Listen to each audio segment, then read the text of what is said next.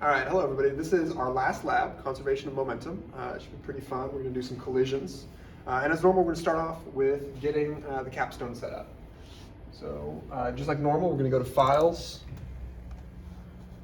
Common Drive, Physics Laboratory, and there is one for conservation of momentum. Open that on up. And it'll take a minute, but you're used to this.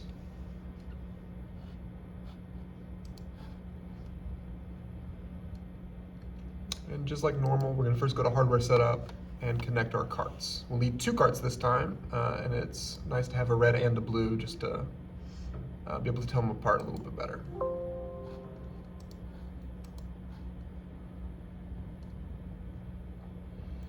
All right. Now what we're going to do is we're going to do two different sort of main sets of runs. We're going to have elastic and inelastic collisions. And elastic collision is where the carts bounce off of each other and energy is conserved. So what we're going to do for that is on one end of our carts we've got magnetic bumpers, so they slide right off of each other. And on the other end there's Velcro. And so we'll start doing the magnetic bumper side and they'll bounce, and then we'll turn them around and they'll stick together using the Velcro. So once you've masked your carts and got them on here, you'll hit record on here. And Mr. Floyd, if you'll just knock that blue cart into the red one, you can see what the data looks like.